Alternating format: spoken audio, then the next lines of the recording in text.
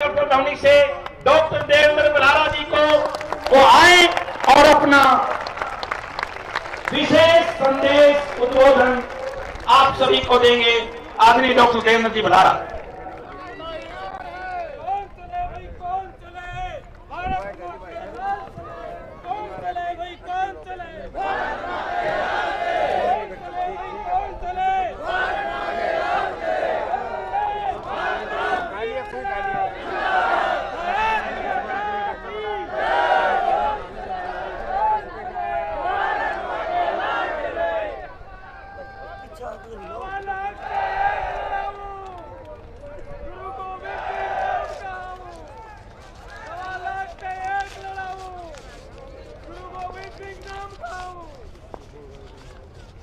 सितारों को नुमाइश में खलल पड़ता है, चांद पागल है अंधेरे में निकल पड़ता है।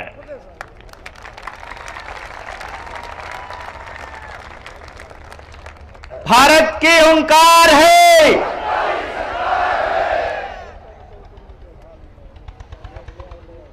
सम्मानित मंच और मेरे सामने दूर दराज से आए, नजदीक से आए मेरे क्रांतिकारी योद्धाओं, मेरे बुजुर्गों, नौजवान साथियों, माताओं, बहनों, आपके इस क्रांतिकारी सब्र को, आपकी हिम्मत को और आपके जज्बे को मैं जनता सरकार मोर्चा की तरफ से नमन करता हूं। अपनी बात शुरू करने से पहले मैं वर्मा जी के कथन को ठीक करना चाहूंगा और आपको बताऊंगा कि आपने अपने जीवन में पहली बार ऐसा कोई मंच देखा होगा जहां किसी व्यक्ति के लिए कोई नारा नहीं लग रहा है, जहां व्यक्ति महत्वपूर्ण नहीं है, जहां केवल विचार महत्वपूर्ण है। तो जो ताकत वर्मा जी ने देवेंद्र बल्हारा को देने की बात कही है, मैं आप सबकी इजाजत से और वर्मा जी की इजाजत से उस सारी की सारी ताकत को जनता सरकार मोर्चा और आपको समर्पित करता हूं। यहां किसी व्यक्ति, अगर कोई पूछा जाए, हर रोज हर जिले में जब प्रचार कर रहे साथियों को बोलते थे सीआईडी वाले, कि सीआईडी वाले क्या बोलते थे कि प्रधान कौन है, पता चलता है यहां तो कोई प्रधान ही नहीं है, कि कौन संभाल रहा है, कि कोई नहीं संभाल रहा, यहां सब आपस में संभाल रहे हैं। मेरे पास मोबाइल में मैसेजेस आए हुए हैं, वो मैसेजेस क्या कहते हैं कि हमने इतनी अनुशासित सभा पहले कभी नहीं देखी रैलियों में। आप सब लोग इसके लिए बधाई के पात्र हैं। जनता सरकार मोर्चा जब शुरू हुआ तो सरकार की जबरदस्तियों के खिलाफ शुरू हुआ था।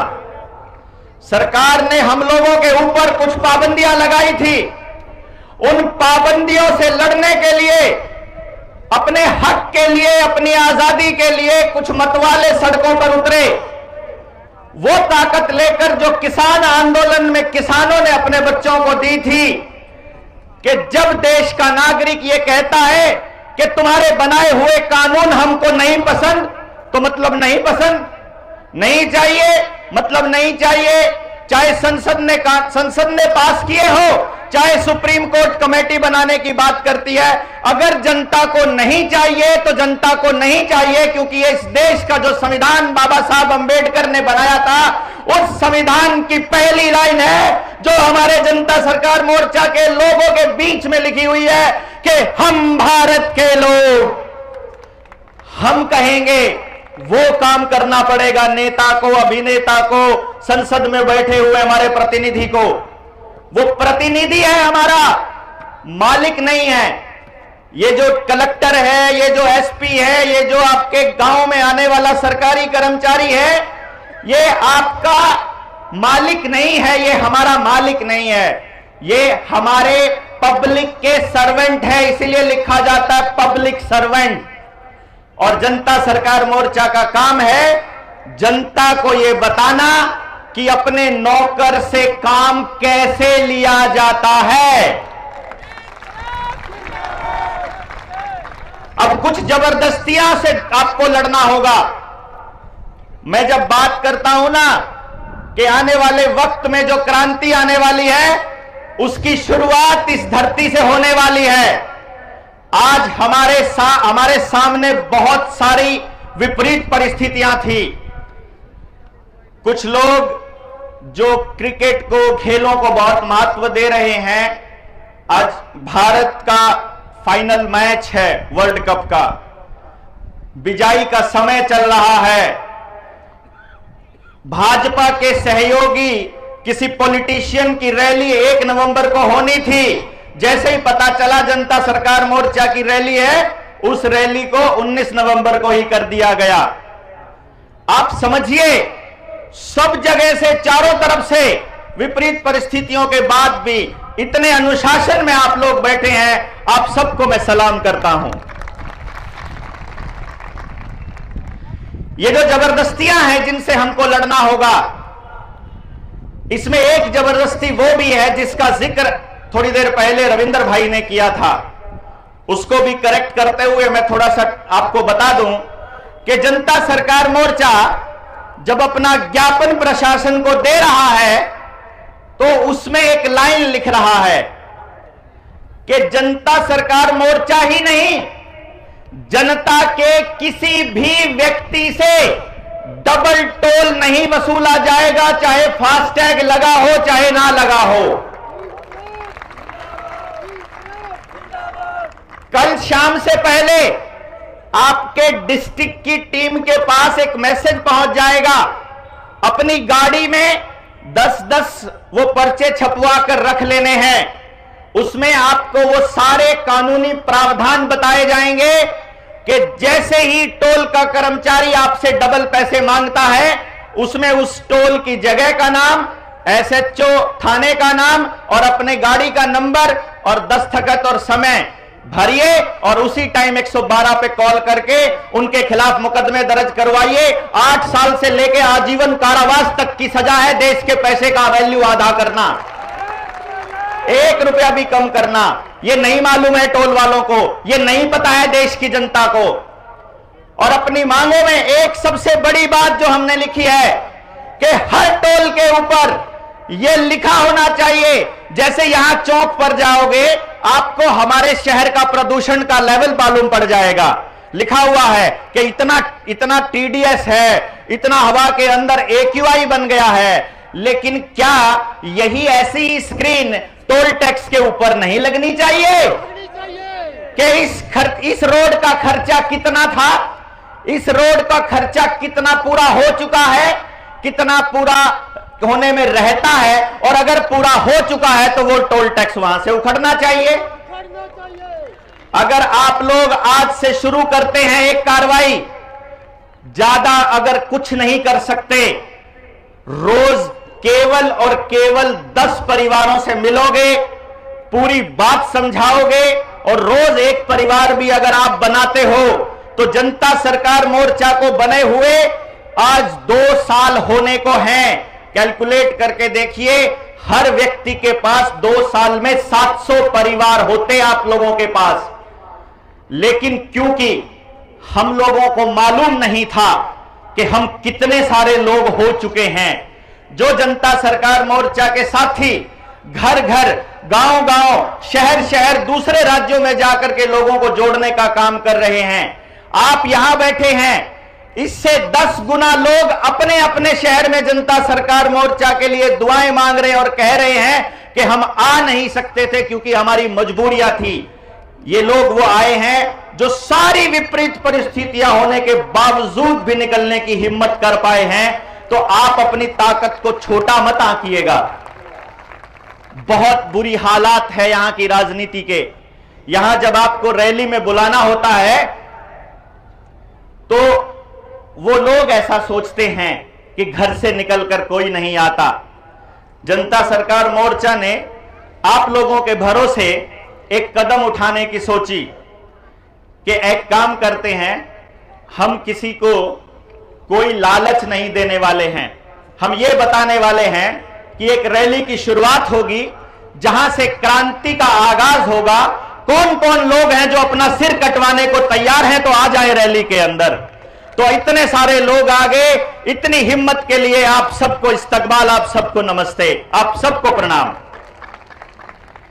अब आपको एक एक करके यह बताना है, क्या आपको सरकारों द्वारा लादी गई उन जबरदस्तियों का सामना करना है या इसी तरह से सरकारों के आदेशों पर चुपचाप चलना होगा जैसे अभी तक करते आ रहे थे? सामना करेंगे, मैं बोलूंगा सामना करेंगे, आप बोलेंगे हम मिलकर लड़ेंगे। हम इन जबरदस्तियों का सामना करेंगे। क्या आपका बच्चा प्राकृतिक तरीके से पैदा नहीं हो सकता? तो ये आशा वर्कर जो जबरदस्ती अपने गांव में आकर दाई के ऊपर एफआईआर करवाती है, इसका विरोध होना चाहिए कि नहीं होना चाहिए? अगर कोई व्यक्ति अपने बच्चे को कोई इंजेक्शन नहीं लगवाना चाहता है तो उसको उसका अधिकार होना चाहिए कि नहीं होना चाहिए? तो कोई डॉक्टर पैदा होते ही हमारे बच्चों को हमसे पूछे बिना कैसे कोई इंजेक्शन लगा सकता है? हम लोगों को यह बताना पड़ेगा पहले से सब डॉक्टरों को कि हमारे पास सैकड़ों नहीं हजारों ऐसे बच्चे हैं जिनको हम ऑर्गेनिक बच्चे बोलते हैं, जिन्होंने आज तक डॉक्टर की शक्ल नहीं देखी है और वो बीमार भी नहीं पड़ते हैं।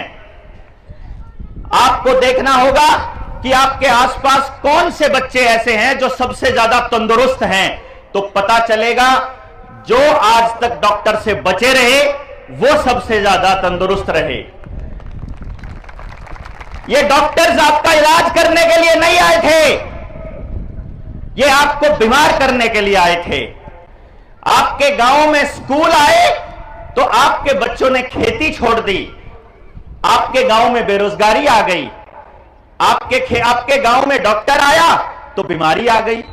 50 साल पहले का गांव देखिए, एक अस्पताल एक डॉक्टर नहीं मिलेगा आपको, क्योंकि हमको मालूम था कि हमारी रसोई में, हमारे आसपास, हमारे खेत में ऐसे ऐसे औषधीय पौधे मौजूद हैं जिनका इस्तेमाल ये बाजार करता है, डॉक्टर कोई और नहीं है। अभी आपने देखा होगा जिस टाइम पर 2 साल आपको लॉकडाउन के दौरान बंद करके रखा तो घोटाला क्या सामने आया कि कुछ दवाइयों को प्रिस्क्राइब करने के लिए 10,000 करोड़ रुपए की रिश्वत डॉक्टरों को बांटी फार्मा कंपनियों ने रिकमेंड करने का।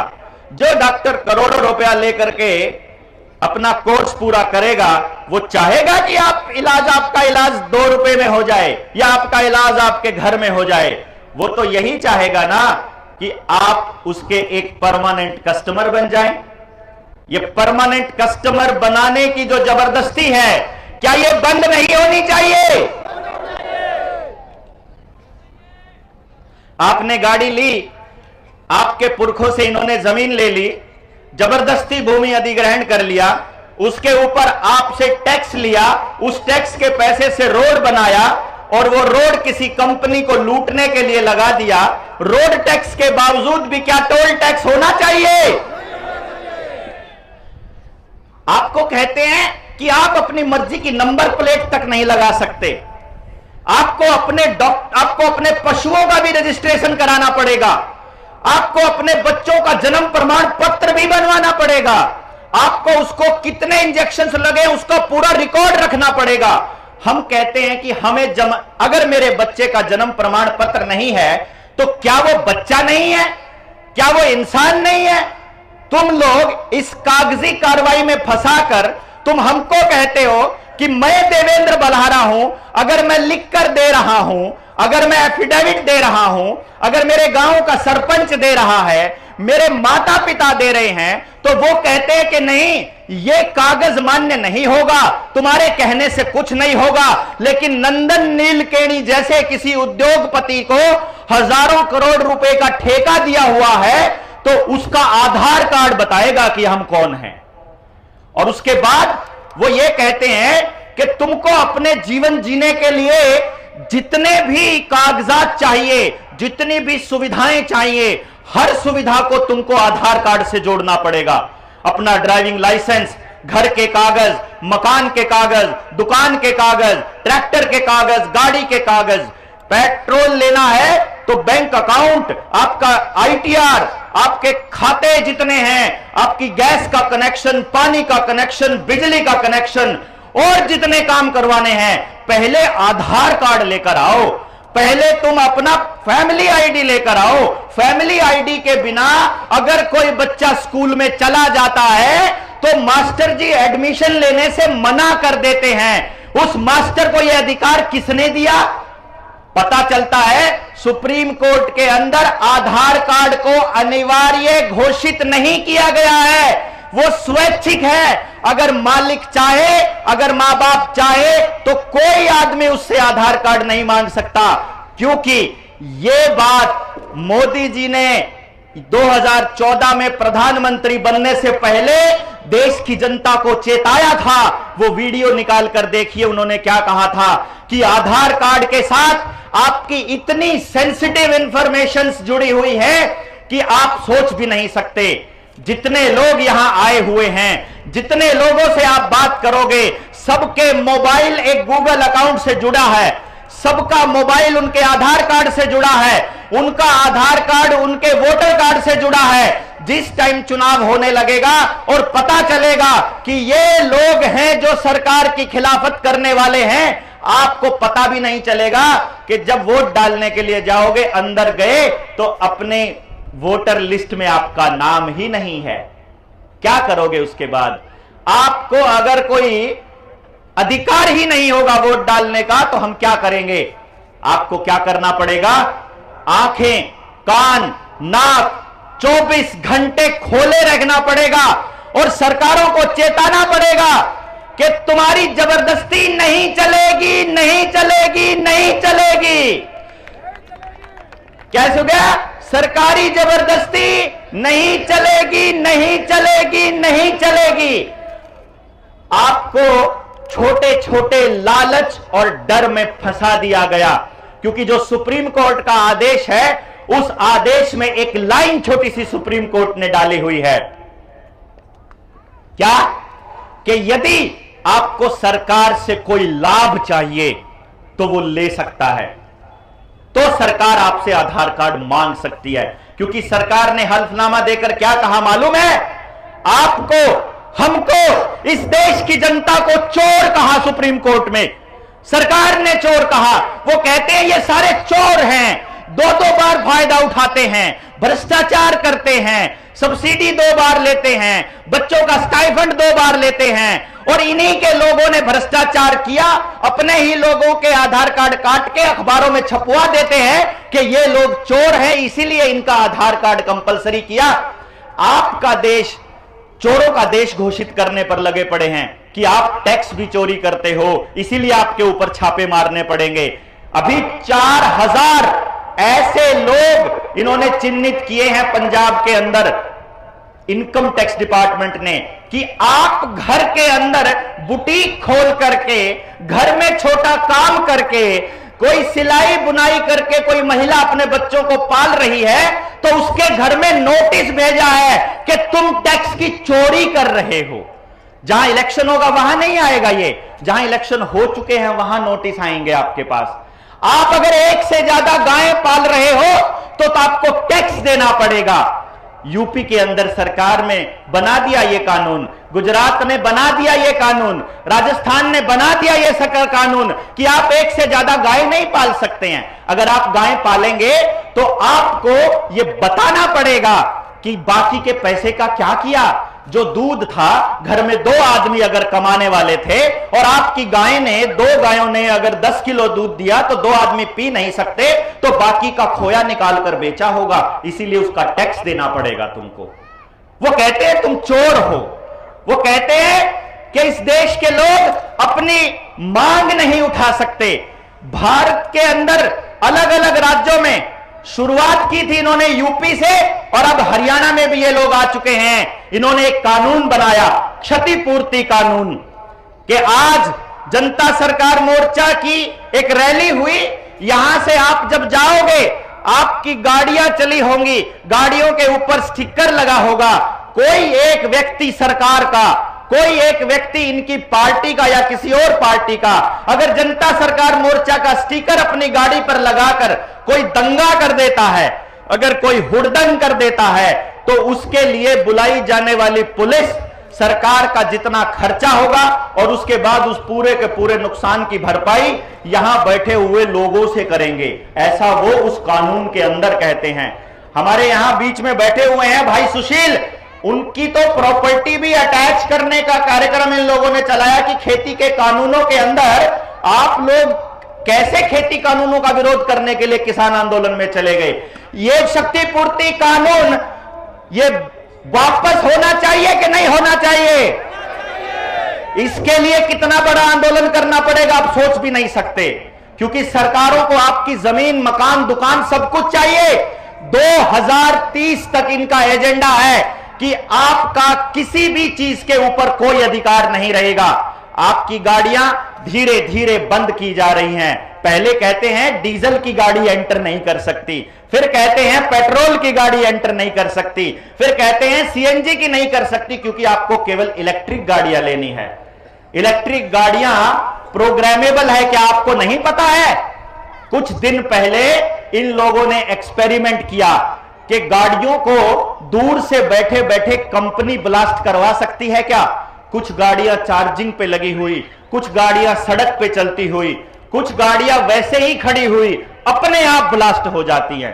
क्योंकि भैया जी आपका मोबाइल जिस तरह से काम करता है और अगर वो हीट कर रहा है तो कंपनी एक सॉफ्टवेयर भेजेगी, वो सॉफ्टवेयर आप अपडेट कर दोगे तो आपका मोबाइल गर्म होना बंद हो जाएगा। अगर आपका मोबाइल गर्म होना बंद हो जाएगा तो आपका मोबाइल गर्म होना शुरू भी तो हो सकता है, जरूरत से ज्यादा शुरू भी तो हो सकता है। ये तो वो तकनीक किसके हाथ में है इस बात पर निर्भर करता है। और आपको मालूम ही है कि सरकारें कौन बनाता है। सरकारें बनाता है ईवीएम, सरकार बनाता है मीडिया और सरकार बनाता है पैसा। पैसा, मीडिया और ईवीएम, इन तीनों चीजों को संभालता है बाजार। बाजार मतलब पूंजीपति, और बाजार का एक ही नियम है और वो है पैसा और प्रॉफिट। इसके बदले में देश की जनता का जीवन दूभर हो, इसके बदले में देश बर्बाद हो जाए, इनके बच्चे बीमार पड़े रहें, विकलांग पैदा हो, अपंग पैदा हो, इनके बच्चे मंदबुद्धि पैदा हो, ये आपस में लड़ते रहे, जात के नाम पर लड़े, धर्म के नाम पर लड़े, दंगे होते रहे, युद्ध होते रहे, कंगाल होते रहे, मकान बिकते रहे, दुकान बिकती रहे, ये लोग आत्महत्या करते रहे, कोई दिक्कत नहीं है। कैंसर से मरोगे कोई दिक्कत नहीं है सरकार को, बुखार से मर जाओ, बीमारी में मर जाओ, दूसरी किसी बीमारी में मर जाओ, लेकिन सरकार आपको कोरोना से नहीं मरने देगी। क्या कमाल की सरकार है भाई, क्या कमाल का दिमाग लगाते हैं। मतलब ऐसा सिलेक्टिव किस तरह से हो सकते हो आप? आपको हमारी चिंता है तो हर जगह होनी चाहिए ना। कोई भी एक भी किसान क्यों आत्महत्या करे, कोई एक भी आदमी किस तरह से परेशान हो जाए, ऐसा क्यों नहीं नियम बनता, ऐसा कानून क्यों नहीं बनता कि अगर एक गरीब से गरीब आदमी के साथ भी अगर अत्याचार कोई कर रहा है तो उसका जिम्मेदार कौन होगा, जिम्मेदारी तय की जाए। यह जनता सरकार मोर्चा की पहली लड़ाई है कि किसी के साथ भी गलत हो तो जिम्मेदारी तय हो।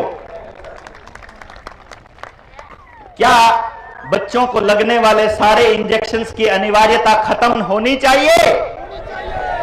नंबर प्लेट आपकी मर्जी की लगनी चाहिए या कंपनी की लगनी चाहिए? फास्टैग की अनिवार्यता बंद होनी चाहिए।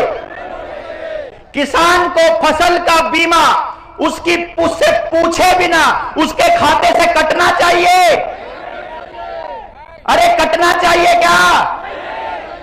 तो क्यों नहीं मांगते हम लोग ये सवाल, क्यों नहीं पूछते कि उससे पूछे बिना कैसे कट जाएगा? कितने बीमे कटते हैं मालूम है आपको? किसान अपना बीमा काटने की मांग उठाएगा, उस दिन किसान दूसरे बीमे कटने की मांग नहीं उठाएगा, वो एपीवाई कटने की मांग नहीं उठाएगा, अटल पेंशन योजना। प्रधानमंत्री सुरक्षा बीमा योजना, प्रधानमंत्री जीवन ज्योति बीमा योजना। बैंकों के ऊपर इतना दबाव है कि उनको यह कहा जाता है कि भाई साहब, किसी के खाते में पैसा आया, पैसा आते ही कभी 300 रुपए, कभी 400 रुपए, कभी 500 रुपए इनके खाते से कटकर बीमा कंपनी को पहुंच जाने चाहिए। बीमा कंपनियों की बहुत चिंता है हमारे देश के मुख्यमंत्री और प्रधानमंत्री को। एक किस्त कटती है सेंट्रल गवर्नमेंट से, एक किस्त कटती है स्टेट गवर्नमेंट से, और एक हिस्सा कटता है किसान का। यानी कि जो इंश्योरेंस कंपनियां हैं उनको 3 जगह से पैसा दिया जाता है। यह जुल्म और जबरदस्ती बंद होनी चाहिए कि नहीं होनी चाहिए? आपका पैसा बैंकों में पड़ा हुआ है, मैनेजर कहेगा ऑनलाइन ट्रांजैक्शन कर लो, क्योंकि ऑनलाइन ट्रांजैक्शन में केवल डिजिट ट्रांसफर करनी है। जो थोड़ी देर पहले वर्मा जी ने आपको बताया था कि यह रुपए का खेल समझ में आ गया है। वर्मा जी ने शब्द बोला था रुपया, और आवाज आनी बंद हो गई थी लाइव पे। 10-15 चैनल्स के ऊपर लाइव चल रहा था। 1 घंटे तक हम लोग जद्दोजहद करते रहे, जब तक वर्मा जी बोलते रहे, एक आवाज बाहर नहीं गई यहां से। आपने तो सुन लिया रुपए का खेल क्या है, बाहर बैठे लोग नहीं सुन पाए कि जनता सरकार मोर्चा क्या कर रहा है। तो क्या आप लोगों को यह जिम्मेदारी नहीं उठानी पड़ेगी कि एक एक आदमी एक एक दिन में कम से कम 10-10 परिवारों को समझाएगा कि यह बर्बादी तुम्हारी अचानक से नहीं आई है, यह बर्बादी तुम्हारे वजह से नहीं आई है, इस बर्बादी का कारण योजनाबद्ध तरीके से सरकारों की बनाई हुई नीतियां हैं। क्या हम लोगों को नहीं करना चाहिए ये सब? अपने को बनना पड़ेगा अपना मीडिया। हमको कौन बनेगा इस देश का मीडिया? कौन बनेगा? आपको ही बनना पड़ेगा। रास्ता नहीं है आपके पास। इसके साथ बुरा हो रहा है तो मुझे आवाज उठानी पड़ेगी, मेरे साथ बुरा हो रहा है तो आपको उठानी पड़ेगी। किसी के साथ भी गलत होता नजर आए, कोई जात हो, कोई धर्म हो। हमसे कुछ लोगों ने पूछा, हमारी वाले जात के आदमी का तो फोटो तुमने अपने शहीदों की जगह पर नहीं लगाया, ये जो ऊपर लगे हुए हैं, किसी की जात का शहीद रह जाता है तो हमसे पूछा तुमने ये क्यों नहीं लगाया? तो हमने एक ही जवाब दिया था, क्योंकि हम जातिवादी नहीं हैं, क्योंकि हमने जाति सोचकर नहीं लगाया था। हमने आपके लिए ऑप्शन छोड़े हैं, आपको खुली छूट है।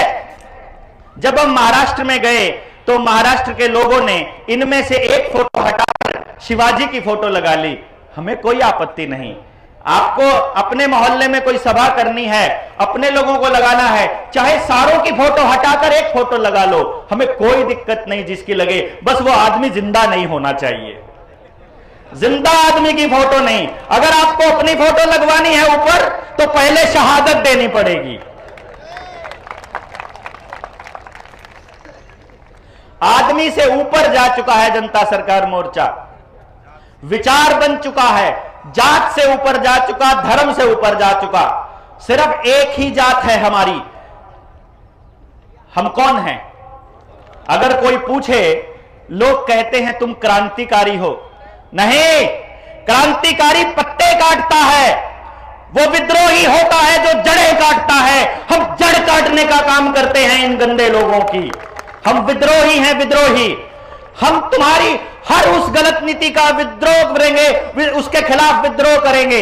हम उस गलत नीति का विरोध करेंगे जो आम जनमानस को दुखी करती है, जो जनता को दुखी करती है, क्योंकि हमको मालूम है आप आज सत्ता के किसी भी कुर्सी पर बैठे होंगे, कल तुम्हारा बच्चा हमारे साथ यहीं बैठा होगा, कल को उसके साथ ऐसा ही हो सकता है। इसलिए इस गुमान में मत रहिए कि आज आप सत्ता के गलियारों में बैठे हुए हैं तो आपको कोई दिक्कत नहीं है। ये पॉलिटिकल पार्टियों के लोग, ये सामाजिक संगठनों के लोग उस टाइम कहां सोए हुए थे जो आज यहां बैनर लगाकर आपको लोहड़ी की शुभकामनाएं देते हैं, दिवाली की शुभकामनाएं देते हैं, छठ पर्व की शुभकामनाएं देते हैं। वो तब क्यों नहीं बोले जब तुम्हारे बच्चों को घरों के अंदर कैद किया जा रहा था, जब हमारे बच्चों के ऊपर जबरदस्ती लादी जा रही थी कि तुम एक सर्टिफिकेट नहीं दिखाओगे तो तुमको पढ़ने नहीं दिया जाएगा, तुमको पेपर नहीं देने दिए जाएंगे, तुम हाजिरी नहीं लगा सकते, तुम तुम लोग कोई एग्जाम में नहीं बैठ सकते, तनख्वाह नहीं मिलेगी,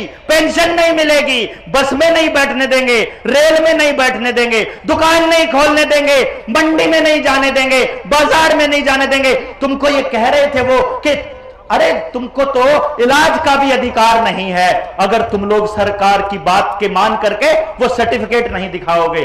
कल को इन लोगों ने आपके आधार कार्ड को आपके जीवन की सारी पाइपलाइन के साथ जोड़ दिया है और उन पाइपलाइन को फिर आधार के साथ जोड़ रहे हैं। कहीं पर पानी का कनेक्शन नहीं पहुंचा है तो नया कनेक्शन दिया जा रहा है, कहीं बिजली का कनेक्शन नहीं दिया पहुंचा है तो नए बिजली के मीटर पहुंच रहे हैं, नए खंभे लग रहे हैं, आपके यहां पर नई पाइपलाइन के जरिए गैस का कनेक्शन दिया जा रहा है और वो कह रहे हैं कि नया कनेक्शन आधार के साथ जुड़ा होगा। अगर आपने आधार के साथ नहीं जोड़ा तो आपको महंगा पड़ेगा।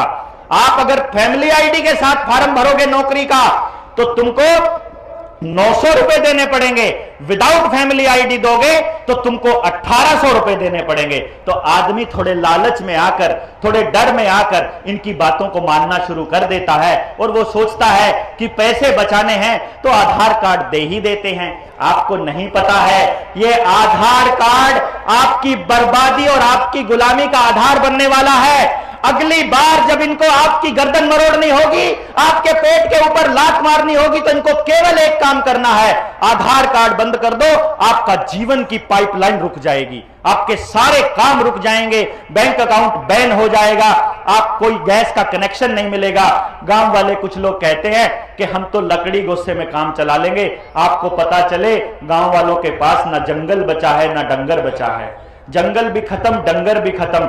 और जींद के 4540 एकड़ जमीन को एक्वायर कर रहे हैं और कह रहे हैं कि जिनकी जमीन एक्वायर करनी है ना उनसे पूछने की जरूरत नहीं है। दो तरह से मारते हैं, पहला लालच और दूसरा डर। लालच में कहते हैं अखबार में छपेगा करोड़पति बनेंगे जींद के किसान, और इधर से छपेगा कि मान नहीं दोगे तो जबरदस्ती छीन लेंगे। तो आदमी सोचता है कि बेचने का बट्टा नहीं लगे, इससे अच्छा तो एक्वायर हो जाए। क्यों? क्योंकि उसको कर्जे में रखा जाता है। कर्जे में क्यों रखा जाता है? कर्जे में ऐसे नहीं रखा जाता है, योजनाबद्ध। आपके पास फोन आएगा, सबके पास फोन आएगा, फोन नहीं आएगा तो मैसेज आएगा, बोलेगा बिना कागज के लोन ले लो, बिना बैंक में जाए लोन ले लो, लोन ले लो, लोन ले लो। जिसने नहीं ले रखा बोलता मेरे पास तो नौकरी भी नहीं, पैसा भी नहीं। अरे तुम डंगर पे ले लो, डंगर भी नहीं, पुरानी कार पे ले लो, वो भी नहीं, 10वीं की डीएमसी पे ले लो, अरे मैं अनपढ़ हूं तो आधार कार्ड पे ले लो, लेकिन लोन ले लो। पहले लोन ले लो, जब किस्तें चुकाओगे तो बोलेंगे अभी तुम्हारी किस्तें ठीक जा रही है, और ले लो, तुमको और दे रहे हैं, टॉप अप दे रहे हैं। जब और मिल जाएगा और जब हम लोग उस पोजीशन में पहुंच जाएंगे कि वो लोन चुकता करने की हमारी गुंजाइश नहीं बची, तो फिर कहेंगे या तो चुकता करो, नहीं तो अपने घर की एक लड़की हमारे यहां भेज दो, हम दे देंगे एक पहली किस्त। मैंने सुना ये अपनी आंखों से, कलेजा फट कर आता है, अंदर आग उगलती है कि कोई रिकवरी वाला एजेंट किसी बेबस आदमी को जो चुकता नहीं कर पा रहा अपना लोन की किस्त, उसको ऐसी गंदी भाषा में कैसे बात कर सकता है यार? कैसे यार लोगों को ऐसा? और लोग बोलेंगे नहीं क्या? हमको दहाड़ना होगा, हमको बताना होगा कि तुम्हारा जो ये लोन का प्रोसीजर है यही हमारी गुलामी का आधार है। ये जो पैसा तुम अपने आप मर्जी से छाप रहे हो, ये छापने वाला दिन ज्यादा दिनों तक नहीं चलेगा। हम लोग, आपको हमने एक बात कही थी, ये स्वराज की लड़ाई है, ये अपने राज की लड़ाई है, ये जनता के राज की लड़ाई है। ये लड़ाई में हमने कहा था कि जनता ही सरकार है, और हमने आपको एक बात कही थी कि हमें भीड़ नहीं चाहिए, हमें जागे हुए लोग चाहिए। और आपका सब्र देखकर, आपका यहां बैठा हुआ होकर यह साबित करता है कि आप सारे के सारे जागे हुए क्रांतिकारी योद्धा हो, जो जरूरत पड़ने पर अपनी गर्दन भी नौछावर कर देंगे। और हम लोगों ने यह ऐलान किया हुआ है कि जिस दिन, जो बाल गंगाधर तिलक ने कहा था ना कि स्वराज्य हमारा जन्म सिद्ध अधिकार है और हम स्वराज लेकर रहेंगे।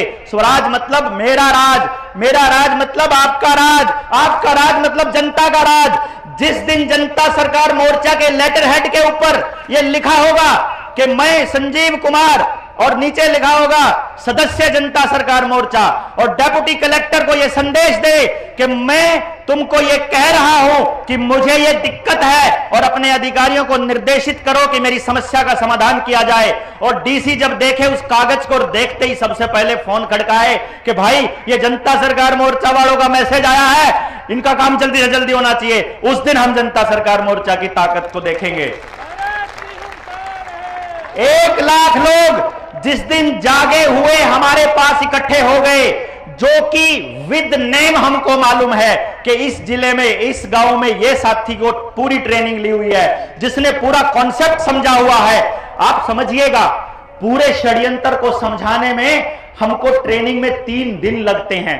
3 दिन षड्यंत्र समझ में नहीं आता है, उसके बाद भी हमको लगता है कि कुछ कमी रह गई। वो बात हम आधे घंटे में, 1 घंटे में पूरी नहीं कर पाएंगे। इसलिए आपको एक काम करना है, यहां से जाने के बाद अपने आसपास के लोगों को तैयार करना है एक काम के लिए कि अपने जीवन के 3 दिन हमको दे दीजिए, अपने बच्चों को बचाने के लिए, अगली पीढ़ी को बचाने के लिए। हम एक जगह सुनिश्चित करेंगे, आप दूसरे स्टेट से हो तो आपके दूसरे स्टेट में आएंगे, आपको बताएंगे कि आपकी गुलामी का आधार क्या है और उससे बचने का रास्ता क्या है। और जिस दिन 1 लाख लोग समझे हुए हमारे पास हो गए, उस दिन हम स्वराज की घोषणा कर देंगे कि हमारा राज आ गया। आपने जनता सरकार मोर्चा के लोगों में देखा होगा कि यहां किसान के बैल की जगह हमने नेताजी को रखा हुआ है, और पीछे से हल्की मोट, कंट्रोल और सांटा, सांटा बोलते हैं अपने हरियाणा के अंदर। डंडी के पीछे चमड़े की एक लेदर की बेल्ट होती है, जो उस बैल को यह इशारा देने के लिए होती है कि जैसे ही वो उल्टा चले उसको लगा के बताया जाता है कि ना, इधर नहीं जाना है। वो किसान और हम भारत के लोग और जनता सरकार मोर्चा वो सांटा लिए हुए लोग हैं जो उस नेता को बैल की जगह जोतने वाले हैं आने वाले समय में। आप लोग अपनी जरूरत का कानून, सबसे ज्यादा मजबूत कानून आरटीआई का कानून है। आप वहां से अपनी जानकारियां इकट्ठा कर सकते हैं कि आपके हित के कौन सी नीतियां बनी, किसने कितनी चोरी करी, किसने कितने योगदान दिए। आरटीआई के कानून को लगातार कमजोर किया जा रहा है। क्या हमको इसका विरोध नहीं करना चाहिए? हमसे जबरदस्ती जमीनें खरीद ली गई, हमसे जबरदस्ती जमीनें एक्वायर करके उसके ऊपर एलिवेटेड हाईवे बना दिए गए, एलिवेटेड रेलवे के प्लेटफॉर्म, रेलवे के ट्रैक बना दिए गए और फिर प्राइवेट कंपनियों को सौंप दिए गए। और उसके ऊपर किसान की बुग्गी झोटा नहीं चल सकता, किसान की ट्रैक्टर ट्रॉली नहीं चल सकती, हमारे बच्चों की मोटरसाइकिल नहीं चल सकती, वहां पर हम लोग नहीं चल सकते। ये तो कमाल की तानाशाही है। और देश के लोगों को यह बोलना पड़ेगा, जमीन हमारी है, हमारे पैसे से सड़क बनी है और हमको ही चलने नहीं दोगे। क्या हमको इसका विरोध नहीं करना चाहिए? इन सारी की सारी डिमांड्स के ऊपर हमको जनमानस तैयार करना पड़ेगा। ये लोग फार्मा कंपनियों के जो गुलाम हैं, इन लोगों ने एलोपैथी का इतना प्रचार कर दिया है कि रॉकफेलर और रॉथशाइल्ड की उस पूरी की पूरी यूनाइटेड नेशंस और वर्ल्ड बैंक और WHO, वर्ल्ड हेल्थ ऑर्गेनाइजेशन को पालने में लगे पड़े हैं। क्या हमारा आयुर्वेद इतना गया गुजरा है? जब आयुर्वेद हमको इतनी शिक्षा दे सकता है कि हम हर घर के अंदर स्वस्थ रहने का पैमाना तय कर सकते हैं, ऋतुचर्या और दिनचर्या के हिसाब से अगर हम जीवन जीते हैं तो हम बीमार ही नहीं पड़ेंगे। तो क्या जितना फार्मा कंपनियों का और मेडिकल का बजट है उसमें 50% बजट कम से कम आयुर्वेद का नहीं होना चाहिए? हमको इस बात के लिए भी जनमानस तैयार करना पड़ेगा। शिक्षा का बजट 4% भी नहीं है दोस्तों, 4% भी नहीं। स्कूलों में टीचर्स नहीं है, कॉलेज में, यूनिवर्सिटी में 70% सीटें खाली पड़ी है, लेकिन सरकार को टैबलेट देने की जल्दबाजी पड़ी है कि इनको जल्दी जल्दी कोई ना कोई टैबलेट दो। आपके बच्चे जो स्कूलों में पढ़ रहे हैं, मास्टर जी पढ़ाने का काम नहीं करते हैं, उनको BLO बना दिया गया, उनको लेटरिंग करने वालों के फोटो खींचने लगा दिया गया, उनको कह दिया गया कि तुम लोग ये पता करो गांव में कितने लोगों के आधार कार्ड फैमिली ID के साथ जुड़े हुए हैं। तुम लोग ये पता करो सरपंच ने क्या क्या कर लिया, कितने लोगों के घर में शौचालय बन गए, कितने डंगरों के आईडी कार्ड बन गए। बच्चा कितना पढ़ता है उससे कोई मतलब नहीं है, लेकिन बच्चे के पढ़ने का काम वो दो, एक टैब दे दो। उस टैब के अंदर सरकार का आंकड़ा है दोस्तों, आपको पता चले 85% बच्चों ने अश्लील सामग्री सर्च की उसके अंदर। आपके बच्चे सिलेबस के नाम पर जब ऑनलाइन किताब उठाते हैं, फेसबुक उठाते हैं, यूट्यूब उठाते हैं और कोई भी सॉफ्टवेयर उठाते हैं, उसके ऊपर जबरदस्ती गंदी गंदी वीडियो आती हैं। हमारी अगली पूरी की पूरी पीढ़ी को बर्बाद करने का षड्यंत्र रचा जा रहा है। जो इतनी अश्लीलता परोसते हैं उनको लाखों लोगों की भीड़ के सामने प्रदेश का मुख्यमंत्री खड़ा होकर उसका हाथ उठाकर उसको मजबूत करने का काम करते हैं। शर्म आनी चाहिए ऐसे मुख्यमंत्री को, और हम लोग यहां से कड़ी निंदा करते हैं ऐसी योजना का। आर्मी को खत्म करने के लिए अग्निवीर जैसी यूनिवर्सिटी वो लेकर के आए योजना, जिसके अंदर पूरी तरह से आर्मी का पूरा खाता बर्बाद हो रहा है। जीएसटी लगाकर अनऑर्गेनाइज सेक्टर को बर्बाद किया जा रहा है।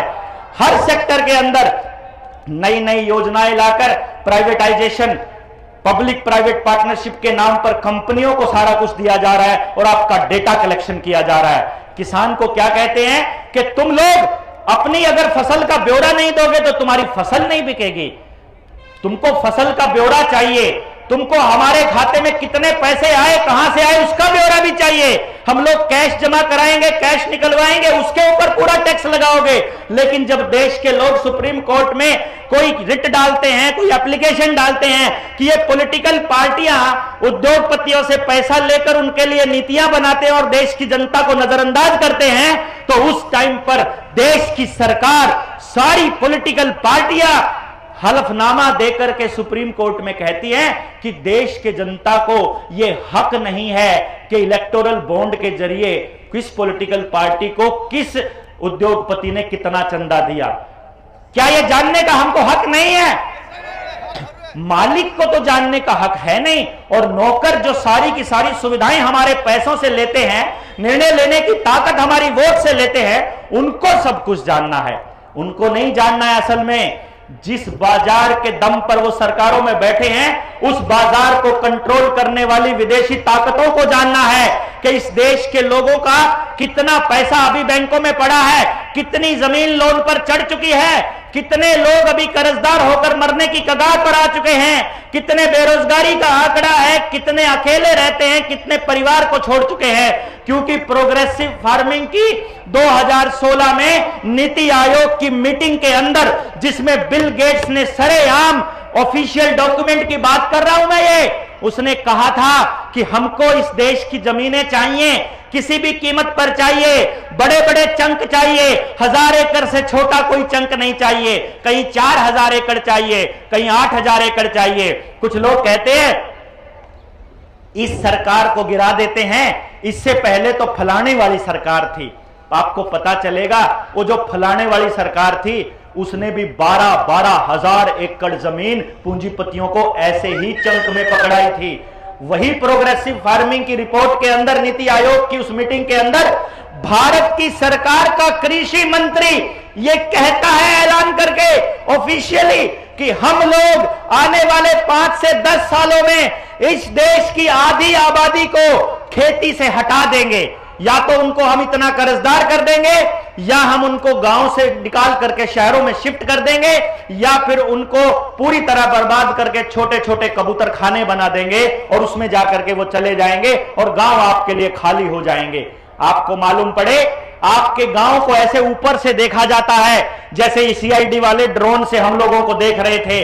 ऊपर से देखकर यह देखा जाता है कि ये वाला चंक हमको चाहिए, ये 10 गांव हमको चाहिए, क्योंकि यहां से नहर गुजर रही है, यहां से पानी खूब आता है, यहां पे बढ़िया जलवायु है और रोड का भी कनेक्शन है। उस एरिया को बर्बाद करने के लिए ये लोग वहां कोई फैक्ट्री लेकर आते हैं। कहीं इथेनॉल की फैक्ट्री आएगी, कहीं पर गन्ना फैक्ट्री आएगी, कहीं पर पावर हाउस आएगा, कहीं पर न्यूक्लियर पावर प्लांट आएगा, कहीं कोई दूसरा आएगा, कहीं डंपिंग यार्ड बन जाएगा। उससे क्या होगा?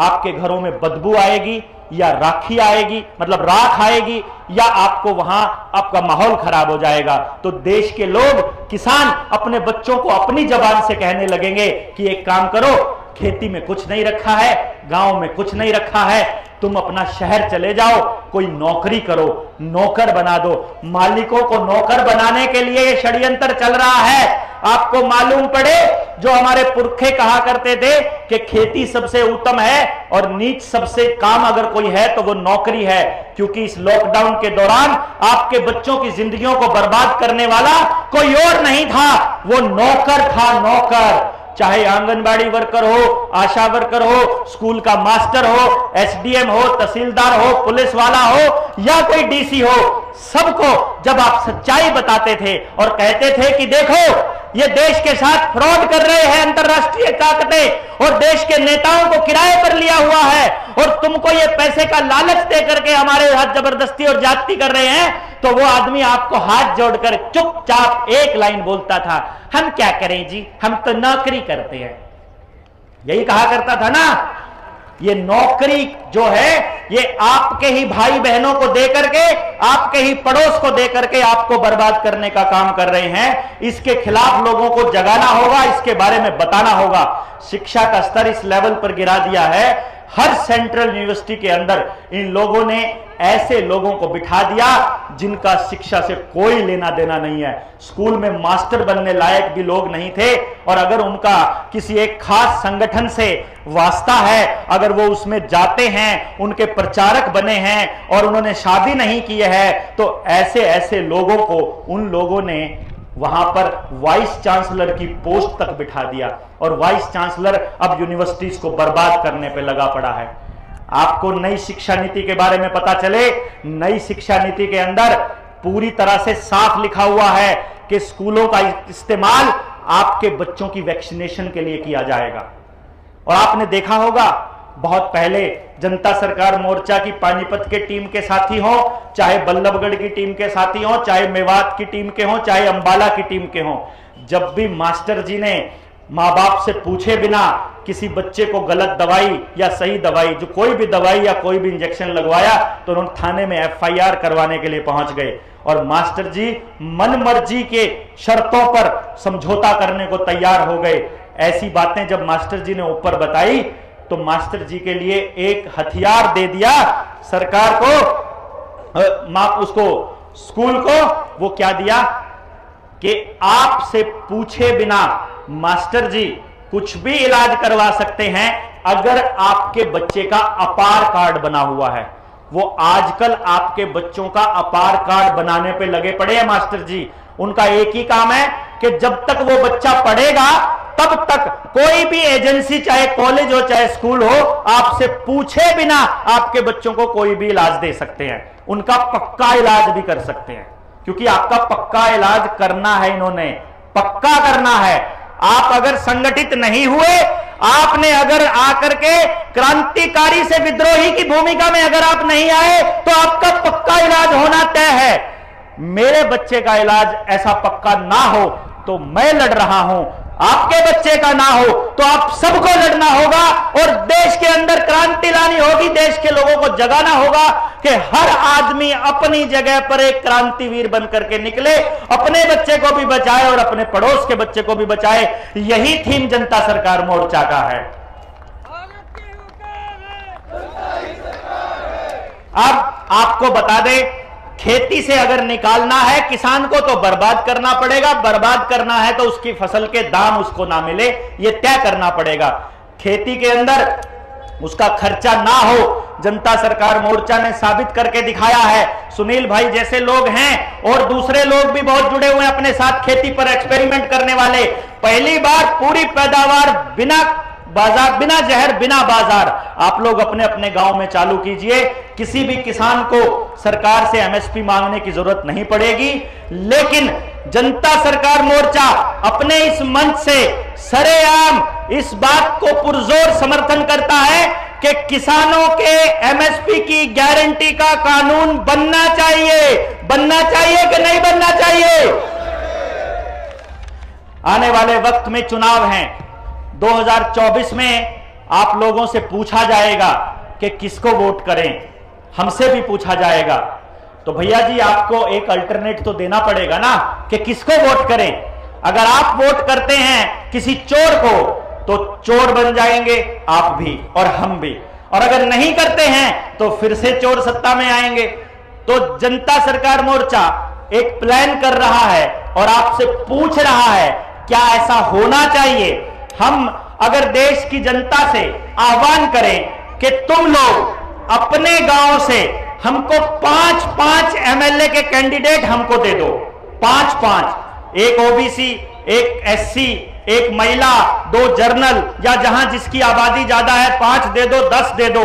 और अगर एक विधानसभा में 70 गांव से हमको 350-400 एमएलए के कैंडिडेट बन जाएं, मिल जाएं, और उन सारे एमएलए एमपी के कैंडिडेट को जनता सरकार मोर्चा पूरा षड्यंत्र समझा दे कि तुमको विधानसभा के अंदर तुम्हारे साथ क्या क्या गद्दारियां होती हैं और तुम्हारे हाथों से कैसे बर्बाद किया जाता है, और उसके बाद उन सारे के सारे लोगों को समझा करके यह तय कर लिया जाए कि विधानसभा में एक आदमी अगर वहां पहुंचा हुआ है तो जो 5 आदमी गांव ने छांट करके दिए थे उनकी ताकत भी गांव के अंदर एमएलए की जितनी हो, तो हमारे गांव के पास जनता की ताकत वैसी की वैसी रहेगी, और वहां पर एक आदमी छांट करके उन सारे समझे हुए लोगों में से भेज दिया जाए।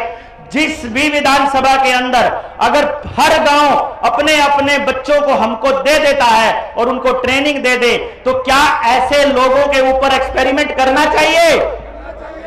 करना चाहिए कि नहीं करना चाहिए? आपको इस बात का प्रचार करना पड़ेगा। कोई भी मीडिया हाउस इसका प्रचार नहीं करेगा। हर गांव से अगर हमारे पास 5 बोलने वाले बच्चे हों जिनको शिक्षा का भी स्ट्रक्चर पता हो, स्वास्थ्य का भी पता हो, न्याय का भी पता हो, राजनीति का भी पता हो, खेती का भी पता हो, तो आपके गांव की ताकत आपके पास रह सकती है। क्योंकि अगर लक्ष्यों की बात करें तो जनता सरकार मोर्चा का एक लक्ष्य है कि जल, जंगल, जमीन और जानवर, इन 4 चीजों से रिलेटेड फैसले गांव करेगा, कोई भी नेता या कोई भी डीसी एसपी नहीं करेगा। सहमत हैं? हाथ खड़ा करके आपको सहमति जतानी पड़ेगी। आप लोग सहमत हैं? एक दूसरा, हम लोगों की एक लड़ाई है पूंजीवाद के साथ, क्योंकि पूंजी से नेताओं को किराए पर लिया जाता है। आपको समझना पड़ेगा कि शिक्षा, स्वास्थ्य, न्याय, राजनीति और खेती, इन 5 चीजों से पूंजीवाद समाप्त होना चाहिए। होना चाहिए कि नहीं होना चाहिए? कैसे होगा? हम कैसे करेंगे? गांव वाले किस तरह से करेंगे? इस रैली के बाद हम इसका आगाज करेंगे। एक एक व्यक्ति 100-100 लोगों के बराबर है, 1000-1000 लोगों के बराबर है, हम ये मानकर चलते हैं, क्योंकि इतने अनुशासित लोग किसी भी संगठन के अंदर नहीं है। हम लोगों से कुछ लोगों ने ऐसा कहा था कि 2 बजे लोग वापस जाना शुरू कर देंगे। हमको जानकर अंदर ही अंदर इस बात की संतुष्टि है कि रैली समाप्त होने से पहले एक भी आदमी रैली स्थल को छोड़कर नहीं गया है। इसके लिए आप सबको हम नमन करते हैं। सारी की सारी मीडिया अंबानी और अडानी के काबू आ चुकी है। वही मालिक हैं 2 ही लोग, और 2 पिलर ऐसे बना दिए गए हैं। अगर कोई नेता आपसे कहता है कि देश की इकोनॉमी 5 ट्रिलियन हो गई है कि 4 ट्रिलियन हो गए, 50 ट्रिलियन, भैया जी 2 ही लोगों के पास है सारे ट्रिलियन। हम लोगों के पास किसी के पास कुछ नहीं है। आप सब लोग कर्जे में हैं। आपको एक आश्वासन जनता सरकार मोर्चा के मंच से दिया जा रहा है। हम लोग सबसे पहला काम करने वाले हैं इस रैली के बाद। मैं और वर्मा जी और 4-5 साथी और मिलकर सबसे पहले वो सारे दस्तावेज ऑनलाइन, जब हम चलते हैं तो लोग पूछते हैं वो कौन से दस्तावेज है जिनके भरोसे आप चल रहे हो, उन सारे दस्तावेजों को एक किताब की शक्ल में लेकर के हम बहुत जल्दी आपके बीच में आ रहे हैं। हर घर में वो दस्तावेज होगा जिसकी बदौलत आप सुप्रीम कोर्ट में इन बैंकों की खाट खड़ी कर देंगे।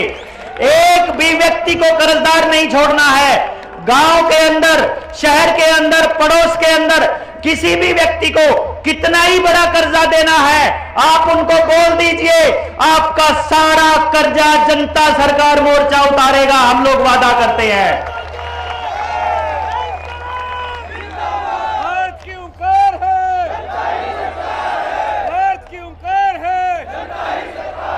बस आपको यह समझना होगा कि कर्जे से मुक्त करना जनता सरकार मोर्चा का मकसद नहीं है।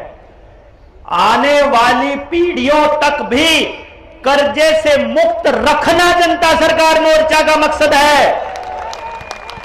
हम लोग एक ऐसी व्यवस्था बनाने की दिशा में काम करने वाले हैं कि आने वाली पीढ़ियां इस कर्जे के दलदल में कभी फंस ही ना पाए। आने वाले वक्त में सरकार के अंदर किसी का भी, कोई भी आदमी सरकार में हो, कोई भी पार्टी सरकार में हो, कोई भी एमएलए हो, कोई भी एमपी हो, ताकत जनता के हाथ में रहनी चाहिए। यह जनता सरकार मोर्चा का मकसद है। यहां आप लोग आए, आप लोगों को एक काम सबसे पहले करना होगा। यहां से जाने के बाद नियम बना लीजिए, सोना नहीं है उस दिन से पहले, उस टाइम से पहले, सॉरी, तब तक सोना नहीं है जब तक ये तय ना कर लो कि आज मैंने ये 2 परिवार अपने साथ जोड़ लिए। इस परिवार को बहुत बढ़ाना, कम से कम 2 परिवार।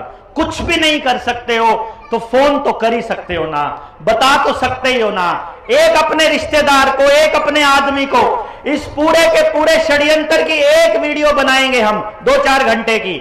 उस पूरी की पूरी वीडियो को उसको बोलिए मेरे कहने से ये पूरा सुन लो, एक बारी इसको समझ लो। तुम्हारे बच्चों को भी बचाना है, अपनों को भी बचाना है। उसको रिक्वेस्ट करो, अधिकार पूर्वक कहो, जैसे मर्जी कहो, लेकिन सबसे पहले उनको यह कहो कि भैया इसको समझ लो। अगर तुमको लगे कि ये बच्चे, ये जो नौजवान साथी, ये हमारे बुजुर्ग, ये नेता, ये ठीक काम कर रहे हैं तो आप हमसे जुड़ जाइए और आने वाली रैली के अंदर आने का हमको प्रॉमिस कर दीजिए, क्योंकि अगली रैली हम ऐसी नहीं करने वाले हैं।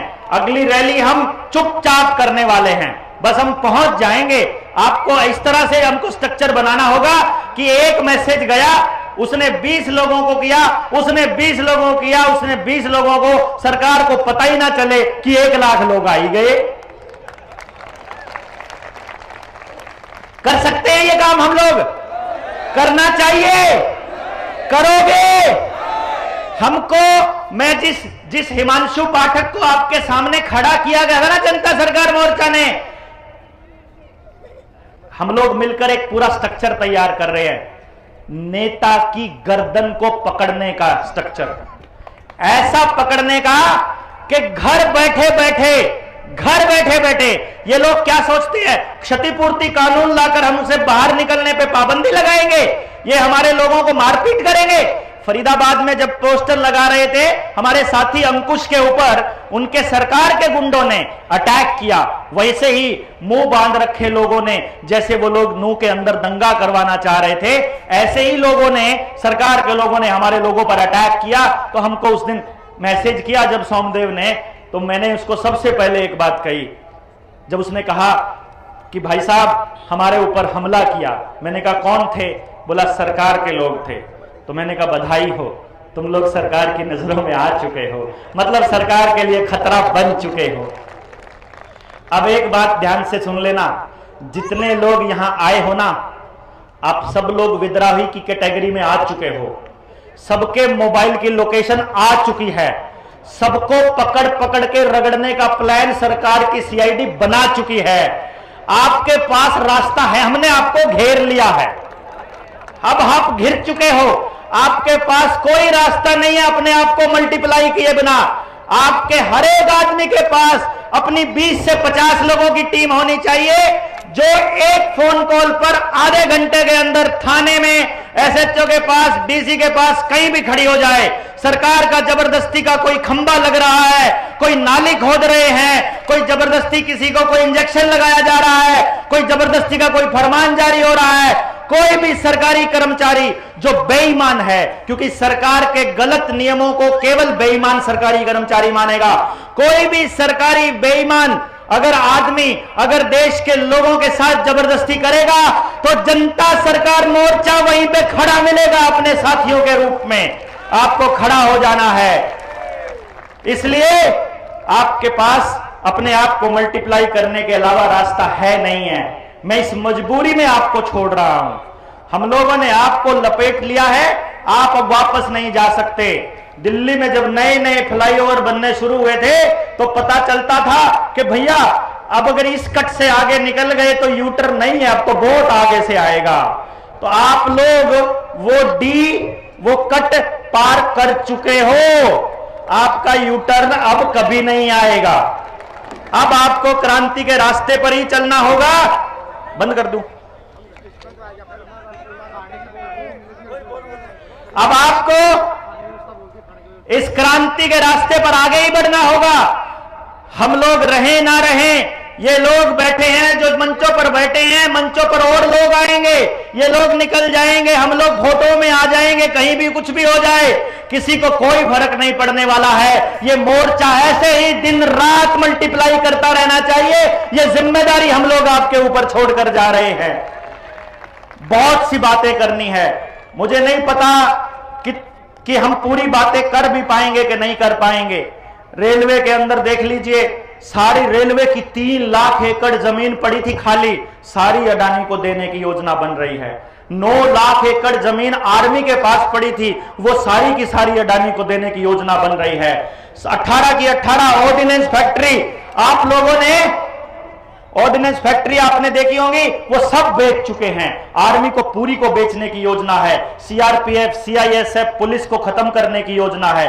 ट्रैफिक पुलिस का काम सीसीटीवी कैमरे करने वाले हैं। सीसीटीवी कैमरे और टैबलेट देने की बड़ी जल्दी है सरकार को, हमारे स्कूलों के अंदर टीचर्स देने की जल्दी नहीं है। और एक बड़ी बात, आप सबकी जमीनों को सरकार अपने नाम कर चुकी है। हर पंचायती जमीन को, हर ग्राम सभा को वापस मांगना चाहिए कि नहीं मांगना चाहिए? आपके स्कूल की जमीन, अस्पताल की जमीन, जोहड़ की जमीन, सार्वजनिक चौपालों की जमीन, सबकी रजिस्ट्री सरकार अपने नाम कर चुकी है लालडोरा तोड़कर। ये सारी जमीन वापस लेंगे।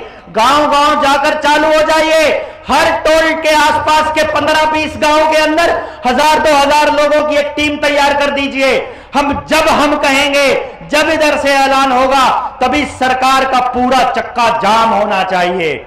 इस जीटी रोड को आप बैन करोगे तो इन्होंने एलिवेटेड हाईवे बना लिए हैं, इन एलिवेटेड हाईवे का भी जुगाड़ करना पड़ेगा। जिस गांव को ये जगह नहीं दे रहे हैं, उस गांव के लोगों को हम ऐलान करते हैं, आप लोग अपने गांव की 5-5, 4-4 जेसीबी ले लीजिए, लोन चुकता जनता सरकार मोर्चा करेगा, हम गारंटी लेते हैं। जेसीबी ले लो, इनके ये सारे एलिवेटेड हाईवे के रास्ते हमको खुद बनाने पड़ेंगे। आज के टाइम पर हम इस रास्ते पर नहीं आए हैं। सरकार अगर हमारी बातों को इग्नोर करेगी तो हम लोग ऐलान करते हैं कि विद्रोह की यह भाषा हमको अपनानी पड़ेगी। अभी आपको क्या करना है, जाते हुए किसी भी सार्वजनिक संपत्ति का कोई नुकसान नहीं होना चाहिए, क्योंकि वो आपकी ही संपत्ति है। अभी पूरी तरह से शायद नहीं भी की है, हम उसे वापस ले लेंगे।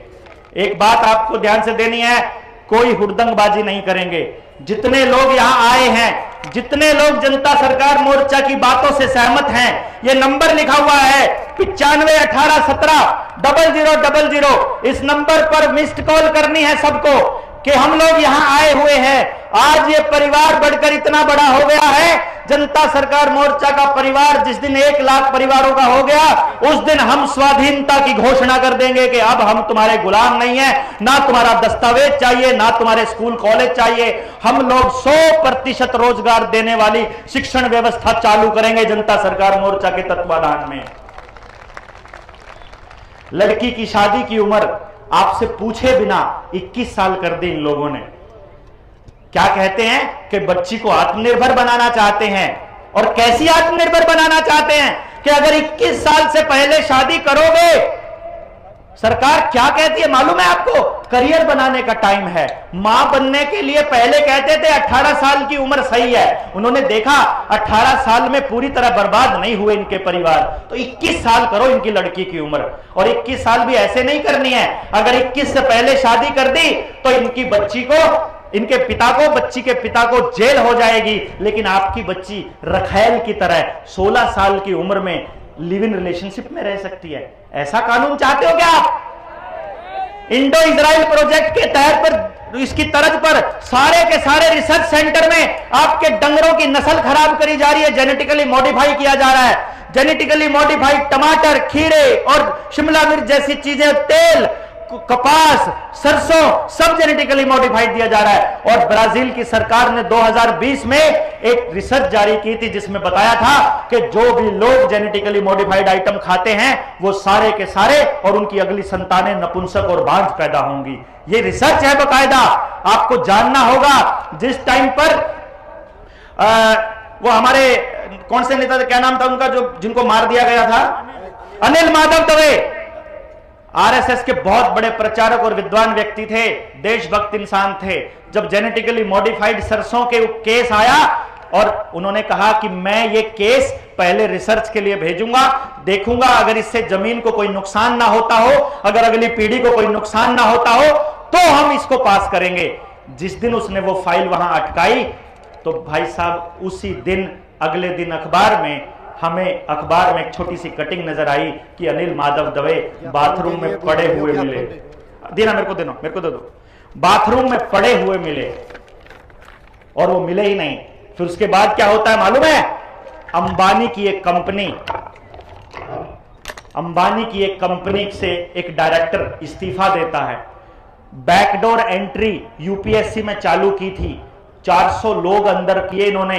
हर मिनिस्ट्री के अंदर एडिशनल चीफ सेक्रेटरी के लेवल पर कंपनियों का एक आदमी बैठा है जो मंत्रालय को कंट्रोल करता है, और वो कहता है, वो वहां से इस्तीफा देकर के एसीएस बनता है, उस फाइल के ऊपर साइन करता है, फाइल को पास करता है, जीएम सरसों को पास देने के बाद वापस जाकर कंपनी ज्वाइन कर लेता है।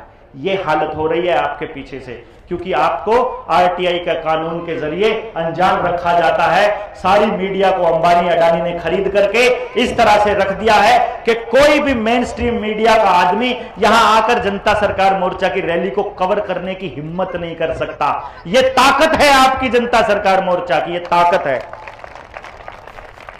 किसी ना किसी पॉलिटिकल पार्टी के पास जाओगे, उसकी रैली में जाओगे, आपको पूरा मीडिया का हुजूम मिलेगा।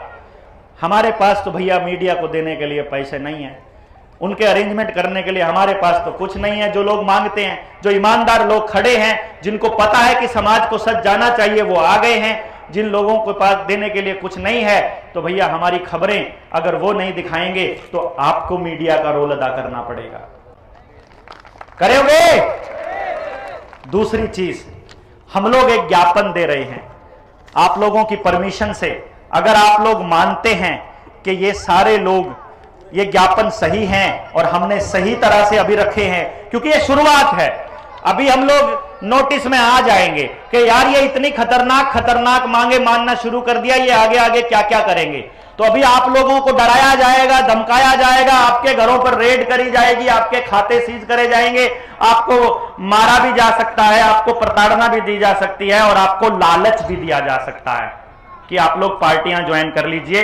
तो कुछ पॉइंट हैं जो हमने कहा है, पहले बताइएगा, हाथ खड़ा करके समर्थन दीजिएगा अगर आपको लगता है कि ये वाला मुद्दा सही है। पहला मुद्दा, टोल टैक्स के रूप में जनता से लिए जा रहे टैक्स की पारदर्शिता के लिए हर टोल टैक्स पर एक डिजिटल बोर्ड लगे, जिसमें उस रोड को बनाने का कुल खर्चा और प्रतिदिन इकट्ठा हो रहे टैक्स को घटाकर शेष राशि अपडेट होती रहे, और बिना फास्टैग वाले वाहन से कैश के रूप में दोगुना भुगतान बंद हो। आपका समर्थन है। अंग्रेजी के नाम पर भारत की गुलामी, भाषा की गुलामी, जिससे आने वाली पीढ़ियां ना तो सही से अंग्रेजी में निपुण हो पा रही है और ना हिंदी में। हर प्रशासनिक कार्यालय में और स्कूल में हिंदी भाषा को प्राथमिकता दी जाए।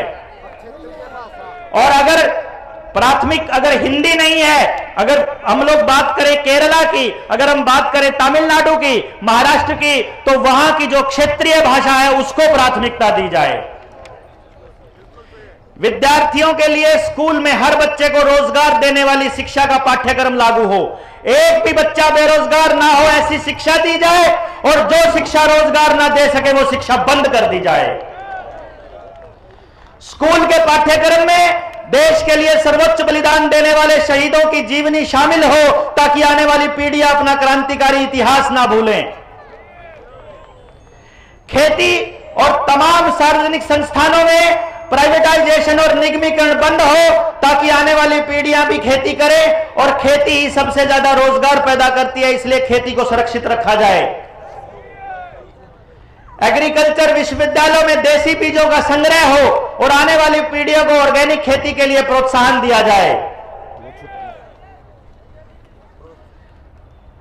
हमारी खेती, अगर हम ऑर्गेनिक खेती करना चाहते हैं तो उसके मूल में गायें हैं, इसीलिए गो हत्या को बंद करने का कानून बनाया जाए। पशुओं का प्राकृतिक तरीके से गर्भाधान हो, जिसके लिए प्रोत्साहित किया जाए ताकि पशुओं की नस्ल बचाई जा सके।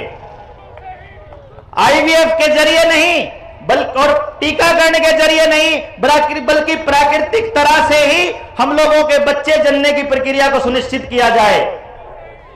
भ्रष्टाचार के कारण हो रही अव्यवस्थाओं से आम आदमी परेशान है, इसीलिए हर भ्रष्टाचारी की जवाबदेही तय हो और उससे वो सारा पैसा वसूला जाए जितना भ्रष्टाचार उसने देश के साथ किया है। सारे काले धन को राष्ट्रीय संपत्ति घोषित की जाए। किसी भी डॉक्यूमेंट को आधार कार्ड से लिंक करना अनिवार्य ना किया जाए और फैमिली आईडी और आधार के बिना शिक्षा से वंचित ना किया जाए। हर दफ्तर के अंदर, हर सचिवालय के अंदर आधार कार्ड और फैमिली आईडी जब भी मांगता है तो आपको सबसे पहले एक सवाल करना है, अपना फोन चालू करो, फोन चालू करके उसकी बात सुनो, वो क्या कहता है। उसको बोलो मुझे फैमिली आईडी नहीं देनी है, अब बताओ तुम काम करोगे कि नहीं करोगे। वो बोलेगा मैनुअल करना पड़ेगा, तुम्हारे को 7 दिन लगेंगे, तुम्हारे को 6 दिन लगेंगे। आपको एक काम करना पड़ेगा, जिस भाई के पास इतनी ताकत हो, सब्र हो कि लोकल लेवल पर अपनी टीम तैयार कर चुका है, तो 6 दिन नहीं भैया, उसको बोलिए मैनुअल करवाऊंगा और शाम तक लेकर जाऊंगा, और नहीं तो कल से यहां धरना देकर चालू करूंगा। तुम लोगों को काम तो करना ही पड़ेगा। ऐसा कैसे हो सकता है कि मैनुअल 6 दिन और ऑनलाइन आपका साथ के साथ? ये नहीं चलेगा। दस्तावेज तुम्हारा आधार कार्ड क्यों चले? मेरे गांव का नंबरदार कह दे, मेरे गांव का सरपंच कह दे, मेरे पिताजी का वोटर कार्ड लगा दिया और मेरे पिताजी ने लिख करके दे दिया कि मैं हूं वो आदमी, तो तुम्हारे दस्तावेजों का क्या रोल रह जाएगा? जनता के टैक्स के पैसे से बने सार्वजनिक संस्थानों का निजीकरण बंद हो। सही है? 152D सहित सभी भारतमाला हाईवे पर जितने भी भारतमाला के हाईवे हैं, वहां किसान के ट्रैक्टर, ट्रॉली, मोटरसाइकिल समेत सभी वाहनों को चलने की अनुमति हो। किसान के लिए एमएसपी की गारंटी का कानून जल्दी से जल्दी बनाया जाए। बैंक खातों से बिना खाता धारक की अनुमति के कोई एक सिंगल पैसा भी ना काटा जाए। शहीद स्मारक स्थल हुसैनीवाला पंजाब में जो एलपीजी की गैस जोत जल रही है, उसको बंद करके देसी घी की जोत को ही चालू किया जाए, जिसको जनता सरकार मोर्चा ने चालू किया था। और वातावरण में, आसमान में हवाई जहाजों से किए जा रहे केमिकल का, रसायनों का, कृत्रिम वातावरण जियो इंजीनियरिंग पर पूरी तरह से रोक लगनी चाहिए। हार्ड टेक्नोलॉजी से मनमर्जी की बारिश और सूखा, बाढ़ और भूकंप की रोक लगनी चाहिए। सही है? आप लोगों का आना सफल हुआ। हम लोग आप सबकी मौजूदगी में ड्यूटी मजिस्ट्रेट हमारे बीच आए हुए हैं ज्ञापन लेने के लिए। भोजन की व्यवस्था की गई है। जिन भी साथियों ने इस पूरे कार्यक्रम को सफल बनाने में अपना योगदान दिया है, उन सभी साथियों का, आयोजन करने वालों का, सेवादारों का, और जो दानी सज्जन है जिन्होंने इसके लिए अपना योगदान दिया था, कुछ हमारा पेमेंट करना रहता है, उसके लिए हम चाहेंगे कि आप सब लोग जनता सरकार मोर्चा के दिए हुए खाते में भी जमा करा सकते हैं। और भैया यहां दान सहयोग भी जरूर दे करके जाएं, क्योंकि हमारे पास किसी उद्योगपति का दिया हुआ पैसा नहीं है। तो आप सबके सहयोग से ये आयोजन सफल रहा। हम लोग अपना संदेश सरकार को, जनता को, आपको देने में कामयाब रहे। आप लोग अपनी व्यक्तिगत किसी भी बात को लेकर के आए थे, तो आप सब लोगों से मिलने के लिए जनता सरकार मोर्चा की टीम और मैं यहीं पर रहूंगा। आप सब लोग यहीं पर रहेंगे, यहीं रुके रहेंगे, खाना खा करके जाएंगे। खाने भोजन की व्यवस्था की गई है और हम आप सबके सामने प्रशासन से आए हुए अधिकारियों को ज्ञापन देंगे। आप सब लोग आए, इतना कीमती समय दिया, अपना योगदान दिया, उस योगदान के लिए आपका बहुत बहुत शुक्रिया, बहुत बहुत आभार। भारत की हुंकार है, इंकलाब जिंदाबाद, किसान मजदूर एकता जिंदाबाद। जितने भी लोग सरकार की इन अत्याचारों से परेशान हैं, जनता सरकार मोर्चा के साथियों से जुड़िए और ज्यादा से ज्यादा अपने परिवार को बढ़ाइए। जय हिंद। अभी ज्ञापन की औपचारिकता के बाद आप सभी कुछ निर्देश दिए जाएंगे। तो 5 मिनट के लिए डटे। तो जो भी आज के हमारे प्रशासनिक अधिकारी आए हैं, हम इस जेएसएम के परिवार के माध्यम से एक ज्ञापन इस प्रदेश के मुखिया को दे रहे हैं कि मांगों को संज्ञान ले। उसके बाद यदि इन मांगों के ऊपर कार्रवाई नहीं होती है तो 23 मार्च को शहीद आजम भगत सिंह के जन्म दिवस से एक क्रांति का आगाज पुनः कर दिया जाएगा। शहीदी दिवस पर ये 23 मार्च का अल्टीमेट दिया हमने माननीय सरकार को। अगर 23 मार्च तक हमारी कुछ समस्याओं का समाधान हो जाए तो ठीक है, वरना हम आंदोलन। ठीक है, मैं आपकी बात पहुंचा दूंगा। ये कहे कि हमारे गलत है, यदि ये सही है तो इनको मानने का काम सरकार करेगी। मिस कॉल सभी साथियों को करनी है। जो नंबर आपको इन पोस्टरों पर दिखाई देता है, सभी साथी मिस कॉल लगा दे। संदेश चला गया। बहुत बढ़िया, बहुत बढ़िया, एकदम। नमस्कार डॉक्टर साहब, आपकी एप्लीकेशन आप कितना सभी साथी लेंगे। लेट हो गए।